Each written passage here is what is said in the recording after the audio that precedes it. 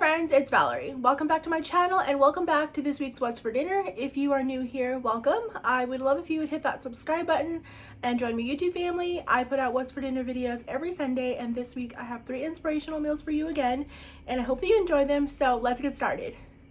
This first meal is going to be air fried fajitas.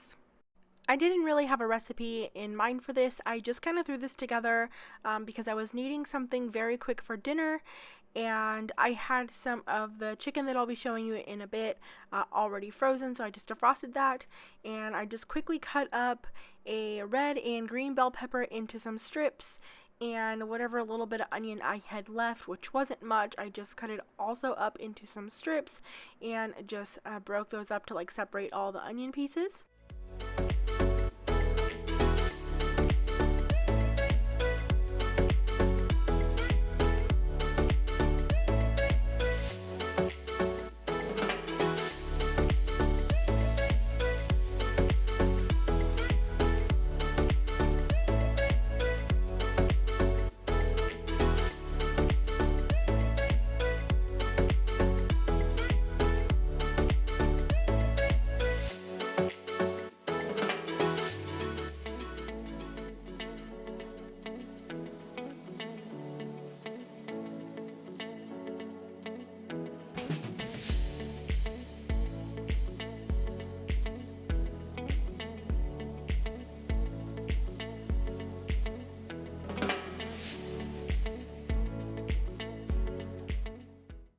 My chicken was frozen, but I had this clip of this image of it that I had shown you guys in another video before, so I'm just inserting that so you can get it if you want to get it if it's at your Aldi. This is from my Aldi, and it is just chicken thighs, and they are seasoned with like a Pappy's seasoning, which makes them very flavorful, almost like a Tex-Mex style flavoring. And I'm just going to cut those up into some small, thinner strips. And I'm also going to be removing most of the fat during this process. I'm not huge on finding like chunks of fat on my meat really, so I am removing whatever larger pieces are on the meat. And apparently I didn't hit record, but on the pan that goes in my air fryer, I put the chicken on one half and my onions and peppers on the other half. I'm going to spritz that with a little bit of olive oil, and then I had a packet of fajita seasoning that I had already had open that just had a little bit in it. So I just sprinkled that on top of the vegetables to give them some additional flavor. You don't have to do that, but if you have any fajita seasoning, feel free to do that, because normally in a pan you'd have the two together, but since I'm not even seasoning the chicken because it came already seasoned, yeah, I'm just adding that additional flavor. I'm air frying that at 360 degrees for 20 minutes. I just got it after it went down a minute, and this is what it looked like after the chicken was cooked through, and great, very moist and juicy, and the vegetables had nice little bits of like char, which I really like on a fajita. So I just used those little tortillas, fajita size tortillas. I'm placing some chicken and my peppers, onions. I wanted, for my toppings, I kind of just chose like sour cream.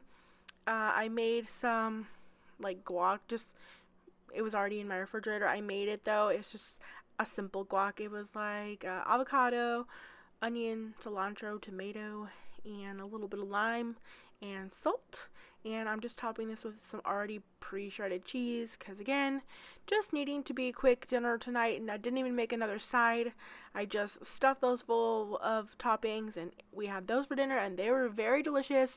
I love how quick but very yummy these were. This next meal is shrimp and zucchini orzo. The recipe called for 1 cup of cubed zucchini. That wasn't going to be enough for me. I definitely need more zucchini than that. So I just had 2 medium to large zucchinis here, and I sliced them like into 3 portions lengthwise, and now I'm just gonna like cube those up. This will help me get a small cube. That is what you want, because you just like want them to mesh well with your zucchini. You don't want it to be too big, and you want them to cook quickly, or at least I did. If you don't want them to cook quickly and you have the extra time, you can definitely make those larger pieces. And now you're going to need some shallot. It called for 2 tablespoons of finely chopped shallot.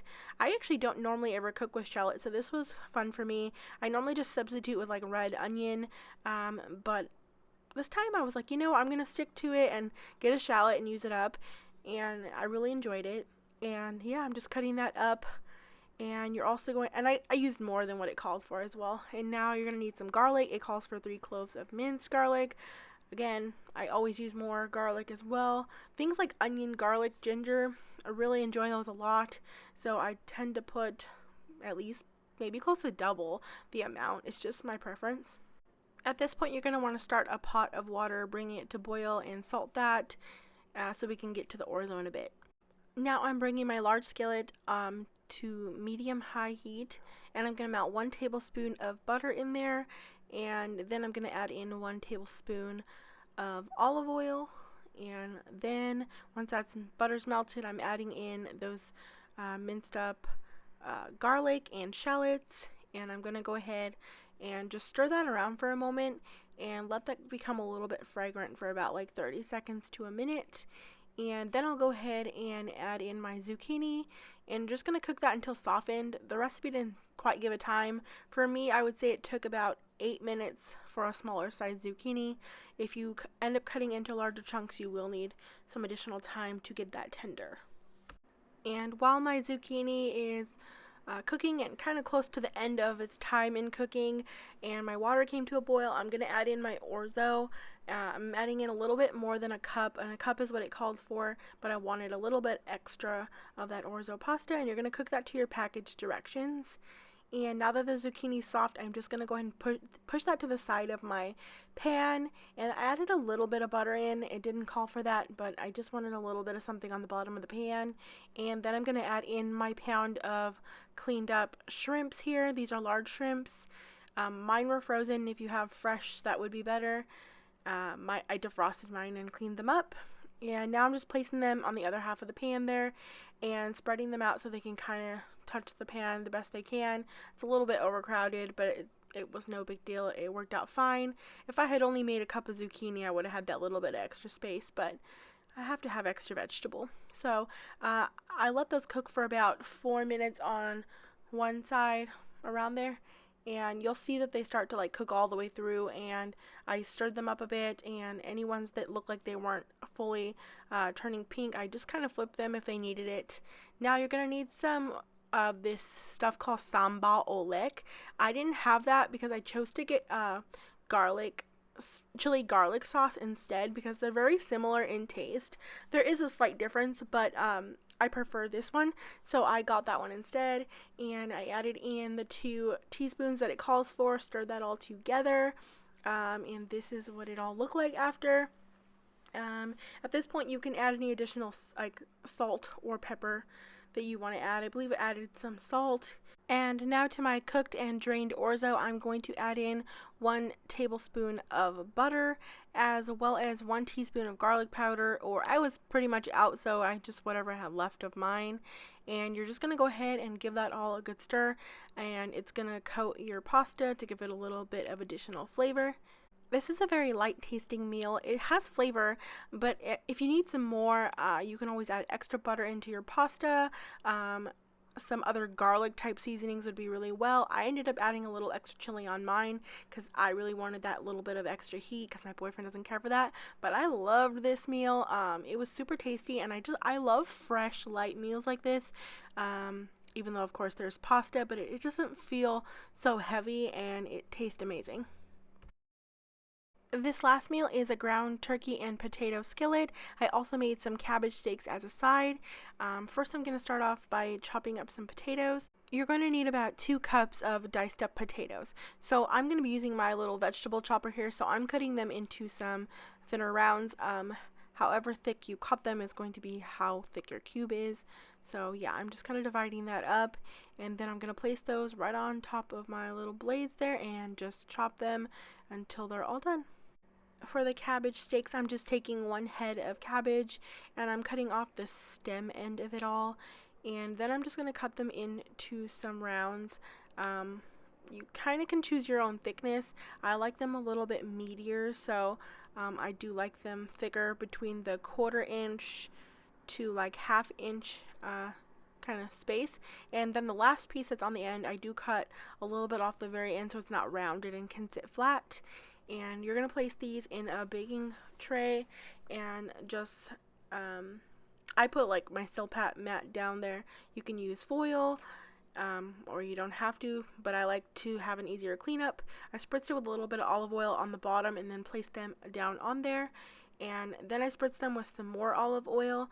And now I'm just going to season them with some salt and pepper, as well as some paprika and onion powder and garlic powder. I will link a recipe. I didn't really I just kind of eyed it, but I will link a recipe that I was kind of going off of, and it has more exact measurements as well as an amount of oil to use, because I'm just using my spritzer. It was easier than kind of like rubbing it all over.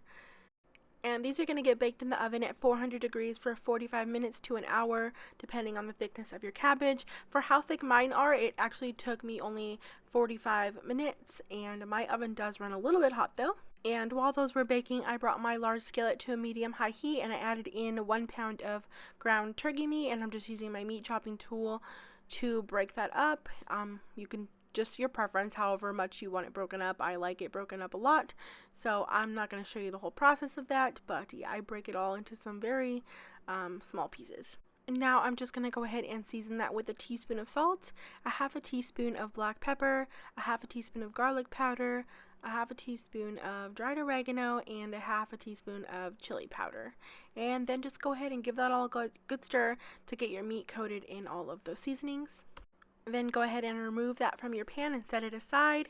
And now to that same pan, I'm going to go ahead and add in 2 tablespoons of oil. I'm just using canola oil. It called for olive oil. And now I'm just adding those potatoes in, giving those a stir so they can all get kind of coated in the oil and spread out across the pan. Now the recipe says to cook these over a medium-high heat until all sides of the potatoes are browned, and it says this will take anywhere from 5 to 10 minutes. I actually chose to continue to cook my potatoes until they were pretty much all the way done. Like, I didn't want to risk having any firmer potatoes in the end. I like my potatoes soft. So yeah, I cooked them with some additional time just till they got to that point. I'm adding in then 1 8-ounce can of tomato sauce, as well as a half a cup of water, 2 teaspoons of minced garlic, which I'm just using some cloves of garlic, a teaspoon of oregano and dried basil, as well as a half a teaspoon dried parsley, half a teaspoon salt, half a teaspoon of black pepper, and a half a teaspoon of onion powder. And I'm just going to go ahead and stir that all together to get all that potatoes and, oh yeah, I threw the meat back in as well, and get all that coated with those seasonings and the sauce. And you're just going to go ahead and let that simmer for an additional 5 minutes. I covered it with the lid to let that simmer for those 5 minutes. And you can go ahead and taste that and see if you need some additional salt and pepper. I didn't need any additional. So yeah, that was that. And these are those cabbage steaks out of the oven, nice and roasted up and pretty much beautiful. And they're delicious. We loved this meal actually. It was very tasty. Like, everything had such good flavor, and I didn't even know how good cabbage steaks were. I really love cabbage, but I've never had them this way, and they were fabulous, and we're definitely going to have those again as a nice roasted vegetable. You could serve this, of course, with any other roasted vegetables. It'd be really good. Thanks so much for watching, friends. Don't forget to hit that subscribe button and that little bell so you don't miss out on any future What's for Dinner videos, and I hope you all are having an amazing week.